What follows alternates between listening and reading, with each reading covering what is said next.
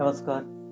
अनंत यात्रा में आपका स्वागत है। मैं डॉक्टर विजय दीक्षित। आज हम व्यावसायिक वातावरण विषय के ऊपर चर्चा कर रहे हैं। ये विषय बीकॉम स्टूडेंट्स, एमबीए इन सभी के लिए काम आएगा।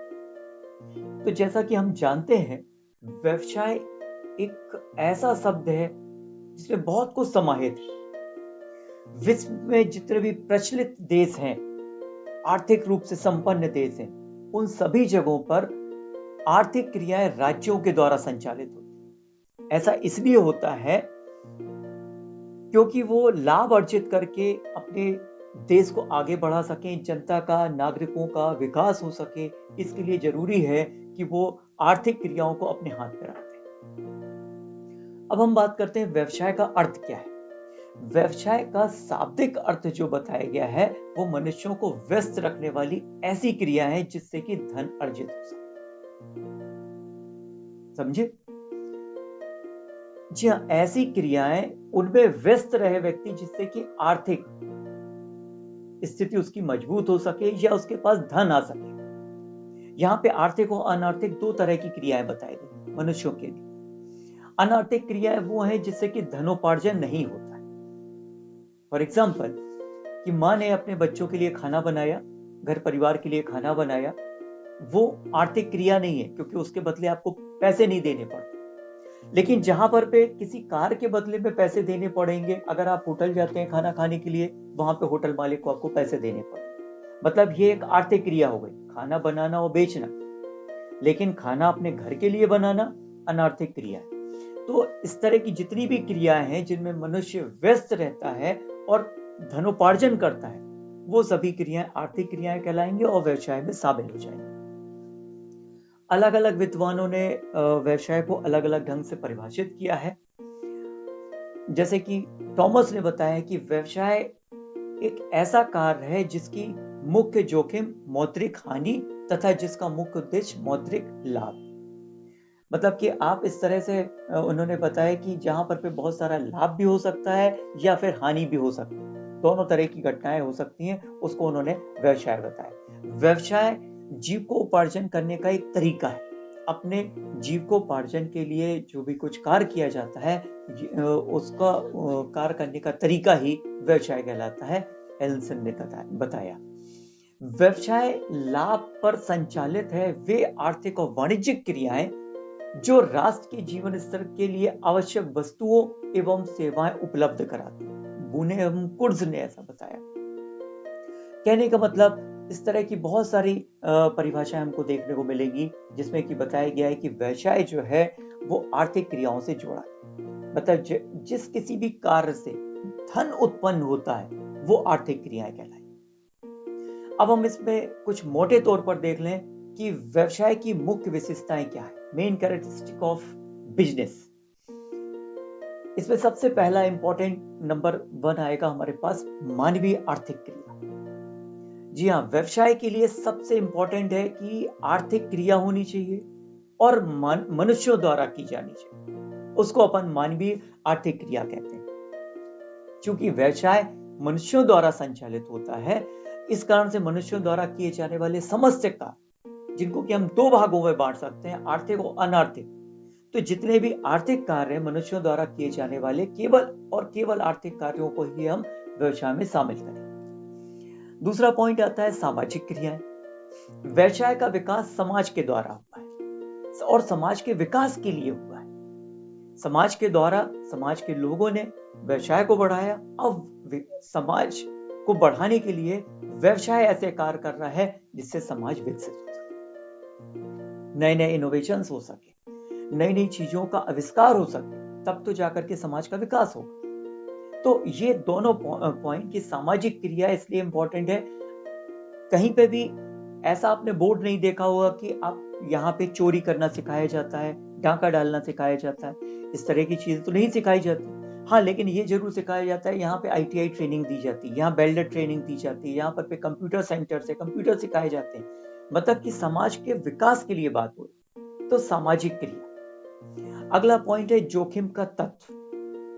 जिस किसी भी कार्य में अगर जोखिम नहीं है तो वो व्यवसाय नहीं माना जाएगा। कोई भी कार्य आपने पैसा लगाया, वित्तीय अनियमितताएं होना या वित्तीय अनिश्चितताएं होना, ये सभी चीजें शामिल है जोखिम के तत्व। राष्ट्र की उन्नति, व्यवसाय की आत्मनिर्भरता, इन सभी के ऊपर जोखिम एक सबसे बड़ा तत्व माना गया है। आपने देखा होगा बहुत सारे घोटाले होते हैं, आर्थिक नीतियां बनती हैं, अनिश्चितताएं होती हैं, औद्योगिक नीतियां बनती हैं। ये सभी चीजें इसलिए क्योंकि इनमें जोखिम का तत्व व्यवसाय में शामिल होता है, इसके लिए इन सभी चीजों को आगे बढ़ाया जाता है। तो व्यवसाय जोखिम का तत्व पहले की अपेक्षा बहुत कम होता जा रहा है, लेकिन फिर भी जोखिम बना हुआ है। तो क्योंकि अगर जोखिम नहीं बना हो तो हर व्यक्ति सोचेगा हम व्यापार करें। आज की डेट में हर इंसान सोचता है कि मेरी नौकरी लग जाए। तो यहाँ पे जोखिम का कोई तत्व है, उस जोखिम के तत्व के कारण ही बताया गया है ये व्यवसाय से जुड़ा हुआ है। नेक्स्ट, पारस्परिक हित होना, म्यूचुअल बेनिफिट्स। पारस्परिक हित मतलब अगर कोई व्यापार चलाया जा रहा है, कोई वस्तु बेची जा रही है, सपोज कि हमने कोई एक पेन बेचा, एक दुकान पे अगर पेन बेचा जा रहा है, दुकानदार का फायदा इस पेन को बेचने में, क्रेता का फायदा इसको पेन को खरीदने में, ताकि इस पेन को खरीद के वो लिख सके। तो यहाँ पे दो चीजें कि पारस्परिक हित होना चाहिए। मतलब कि आपने देखा डिमांड एंड सप्लाई वाली बात, कि कितनी सप्लाई है और कितनी डिमांड है, उसी के आधार पर डिमांड तभी बढ़ेगी जब उसकी उपयोगिता होगी, और सप्लाई तब बढ़ेगी जब उसकी डिमांड आ रही होगी। तो यहाँ पर पारस्परिक हित की बात है। वस्तु तभी प्राप्त करना चाहेगा एक क्रेता जब उसके लिए उपयोगी होगी, और विक्रेता तभी बेचेगा जब उसके लिए लाभ का फायदा सौदा होगा। अगला पॉइंट है प्रॉफिट मोटिव, लाभ का तत्व। लाभ प्राप्त करने की इच्छा व्यवसाय में सर्वाधिक होती है। पहला और आखिरी मोटिव जो होता है व्यापारी का, वो होता है लाभ कमाना। अब यहाँ पे यह आवश्यक नहीं है कि व्यवसाय में सदैव ही लाभ होगा, लेकिन लाभ प्राप्त करने की प्रेरणा से ही व्यवसाय किया जाता है। मतलब जरूरी नहीं है कि आप हर दिन बहुत सारा प्रॉफिट कमाएं या हमेशा ही प्रॉफिट कमाएं। कोई भी व्यापारी ये सोच के व्यापार नहीं करता कि मुझको कल लॉस हो जाएगा या कल हानि हो जाएगी और मैं इसलिए व्यापार शुरू। मतलब व्यापार शुरू करने के पहले उसका मोटिव होता है लाभ कमाना, पहला और आखिरी मोटिव लाभ कमाना, लेकिन जरूरी नहीं है कि उसको लाभ मिले। दूसरा, मूल्यवान वस्तुओं अथवा सेवाओं का उत्पादन तथा विनिमय। व्यवसाय वस्तुओं तथा सेवाओं में किया जाता है, ये बात हम जानते हैं। सर्विसेज भी प्रोवाइड की जाती हैं और प्रोडक्ट्स भी प्रोवाइड किए जाते हैं। तो ये वस्तुएं अथवा सेवाएं व्यवसाय में उत्पादित की जाती हैं, इनका विनिमय किया जाता है, लेकिन ये आवश्यक है वस्तुओं और सेवाओं का मूल्य आने वाले समय के लिए होना चाहिए और ग्राहकों के अनुकूल होना चाहिए। अगर किसी वस्तु का मूल्य अत्यधिक है लेकिन उसकी उपयोगिता कम है तो वो मार्केट में नहीं बिकेगा, या कोई वस्तु अत्यधिक उच्च कोटि का है, उसका मूल्य बहुत निम्न है तो उसकी डिमांड बहुत ज्यादा बढ़ जाएगी। तो यहाँ पर पे मूल्यवान वस्तुओं अथवा सेवाओं का उत्पादन तथा विनिमय, ये इंपॉर्टेंट पॉइंट, ये भी एक इसकी विशेषता है। अगला पॉइंट आता है हमारे पास निरंतर विनिमय व उत्पादन। जब रेगुलर एक्सचेंज और आउटपुट की बात होती है, निरंतर विनिमय होना, किसी व्यक्ति द्वारा कभी कभी वस्तु का उत्पादन विनिमय व्यवसाय करना नहीं कहलाता। लगातार व्यवसाय के अंतर्गत वस्तुओं सेवाओं का निरंतर विनिमय होना चाहिए, लगातार उनका निर्माण होते रहना चाहिए और विक्रय होते रहना चाहिए। अगर किसी व्यक्ति ने एक 100 पेन का निर्माण कर लिया, बेच दिए, खत्म, उसके बाद 10 साल बाद आता है फिर वो पेन बनाता है, तो उसकी उपयोगिता नहीं होगी, वो उसको हम व्यवसाय नहीं कहेंगे। इसलिए जरूरी है निरंतरता होनी चाहिए, कंटिन्यूटी होनी चाहिए, रेगुलरिटी होना चाहिए, तब वो व्यवसाय है। फिर साहस, एंटरप्रेन्योरशिप।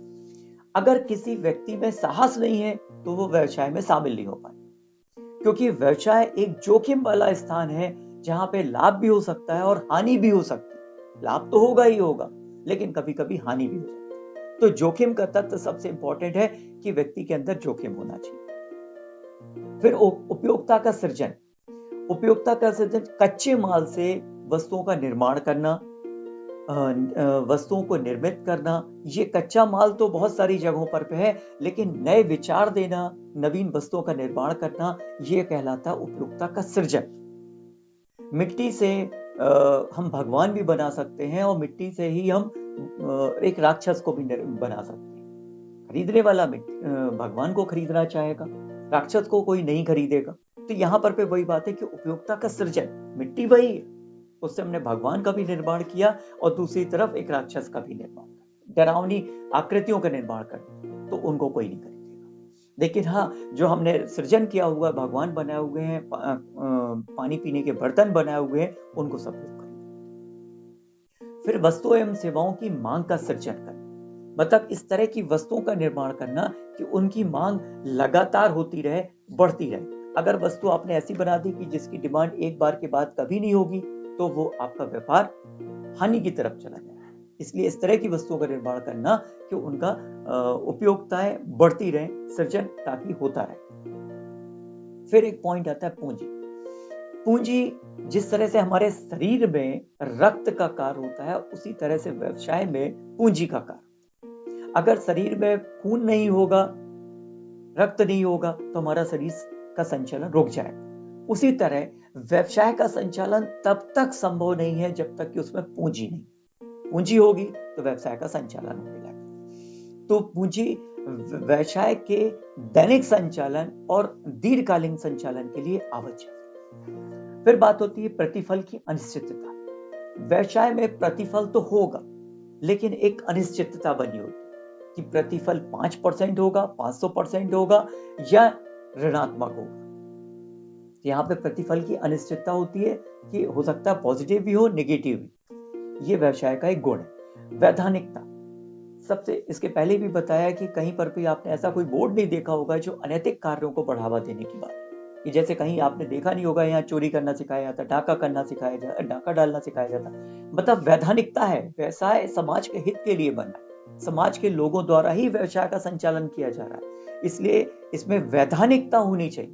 आप जो भी प्रोडक्ट बना रहे हो उसमें क्यों एक्सपायरी डेट लिखी होती है, आपने देखा उसमें चेतावनियां भी लिखी होती है। इसी तरह से जो जिन प्रोडक्ट्स में अगर मांस मिला हुआ है तो उसमें रेड डॉट लगा होगा, जो प्रोडक्ट आपके लिए हानिकारक नहीं है उनमें ग्रीन डॉट लगा होगा, मतलब कि वो वेजिटेबल। और जिनमें एग मिला होगा उनमें आप देखें ब्राउन कलर का डॉट लगा होता है, मतलब एगिटेरियन। तो इस तरह के 3 डॉट्स के द्वारा बताया जाता है, जो पढ़े लिखे लोग नहीं भी हैं उनको बताया जाता है कि ये प्रोडक्ट किस तरह का है, खाने लायक है, तो इसमें मांस मिला हुआ है कि नहीं, इसमें मांस मिला है तो उसमें रेड डॉट, अगर ग्रीन डॉट है इसका मतलब कि वो शाकाहारी है, और अगर जिसमें ब्राउन डॉट लगा हुआ है मतलब कि उसमें अंडे का तत्व शामिल। तो ये बताया गया कि वैधानिकता होनी चाहिए। फिर व्यवसाय कला एवं विज्ञान द्वारा, विज्ञान में कुछ सिद्धांत होते हैं, उसके बाद वो आगे बढ़ता है।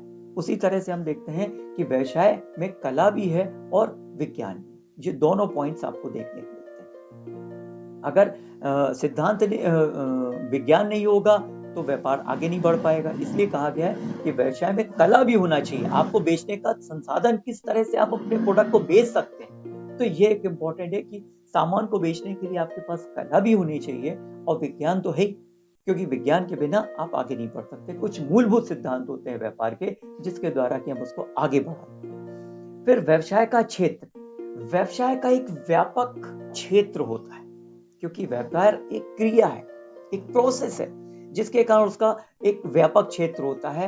व्यापार में परिवहन भी होता है, जैसे कि कोई वस्तु का निर्माण विदेश में हो रहा है और हम भारत में उसका उपयोग कर रहे हैं, या भारत के किसी एक दूसरे कोने में उसका निर्माण हो रहा है और हम उसका उपयोग अपने क्षेत्र में कर रहे हैं। तो किसी भी क्षेत्र में निर्माण होना और उसका फिर संचालन करना या उसका उपयोग करना, ये पूरा एक व्यवसाय का क्षेत्र कहलाएगा, जिसमें कि परिवहन, संचार, बैंक, गोदाम, विज्ञापन, पैकेजिंग, ये सभी चीजें शामिल होती है। बीमा भी इसमें शामिल होता है।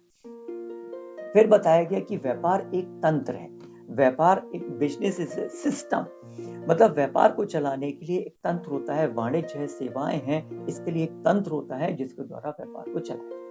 तो व्यापार की एक मोटे मोटे तौर पे हमने कुछ विशेषताएं बताई कि ये कहलाता है, इन विशेषताओं से शामिल है जिसको कि हम व्यापार कहते हैं। फिर हम बात करते हैं कि व्यवसाय की आधुनिक विशेषताएं क्या है आज की तारीख में, क्योंकि व्यवसाय की यथार्थवादी या आधुनिक विशेषताओं को समझना बहुत इंपॉर्टेंट है। आधुनिक विशेषता इस प्रकार है कि व्यवसाय सामाजिक परिवर्तन का साधन। आज हम इस तरह के नए नए विचारों को व्यवसाय में शामिल कर रहे हैं, नया इनोवेशंस कर रहे हैं, नए तरह की चीजों का निर्माण कर रहे हैं, जिससे कि देखने में आ रहा है कि व्यवसाय जो है समाज को परिवर्तित कर रहा है, समाज को एक दिशा दे रहा है। फिर होता है ग्राहक सृजन एवं संतुष्टि। व्यवसाय के माध्यम से हम नित्य नए ग्राहकों का सृजन करते हैं, नए नए ग्राहकों को शामिल करते हैं। किस वस्तुओं के लिए कौन से ग्राहक शामिल होंगे, उनको लेकर के आते हैं। फिर बात होती है उनकी संतुष्टि। जब एक बार ग्राहक किसी वस्तु का उपभोग करता है, वो कितने प्रतिशत संतुष्ट होता है। तो यहाँ पर पे नया कॉन्सेप्ट आ गया है आधुनिक विशेषताओं में, कि नए ग्राहकों का सृजन करना और साथ में उनकी संतुष्टि, कि अगर ग्राहक उस वस्तु से सेटिस्फाई होगा तब तो वो फिर से उस प्रोडक्ट को खरीदेगा। तो यहाँ पे बहुत इंपॉर्टेंट है ग्राहकों का सृजन और उसकी संतुष्टि। फिर ज्ञान व्यवसाय का विशिष्ट संसाधन। आज अगर कोई व्यक्ति ज्ञान नहीं है किसी के पास, तो व्यापार करने के लिए योग्य नहीं माना जाएगा। मतलब बहुत इंपॉर्टेंट है कि उसके अंदर ज्ञान होना चाहिए। अपने व्यापार को आगे बढ़ाने के लिए नए नए इनोवेशंस करना उसको बहुत जरूरी है। किस तरह से विज्ञापन देना, किस तरह से नए ग्राहकों को लाना, ग्राहकों तक अपनी बात को पहुंचाना, ये ज्ञान की ही बात हो सकती है। ज्ञान के द्वारा ही ये सब संभव हो सकता है। ज्ञान ही व्यवसाय का संचालन करता है, ये अगर कहा जाए तो अतिशयोक्ति नहीं होगी। फिर विपणन एवं नवाचार आधुनिक व्यवसाय के साहसिक कारक। विपणन होना चाहिए, मार्केटिंग स्ट्रेटजी बहुत इंपॉर्टेंट है। साथ में नवाचार होना चाहिए, इनोवेशंस होने चाहिए, कि हम ग्राहकों के लिए या ग्राहकों तक हम कैसे पहुंच सकते हैं, या हम अपने प्रोडक्ट को उन तक कैसे पहुंचा सकते हैं। साथ में उन ग्राहकों को कैसे हम लाभ पहुंचा सकते हैं, सबसे सर्वोपरि होना चाहिए। आज की तारीख में बदल गया है कि आप लाभ बाद में कमाइए, पहले ग्राहकों की संतुष्टि करिए। जिस दिन अगर ग्राहक संतुष्ट हो जाएगा, लाभ आप हमेशा कमा लेंगे। तो पहले जबकि कॉन्सेप्ट क्या होता था, पहला एम होता था व्यापारी का लाभ कमाना, दूसरा पक्ष होता था ग्राहकों की संतुष्टि। लेकिन आज पहला पॉइंट बन गया है ग्राहक संतुष्टि।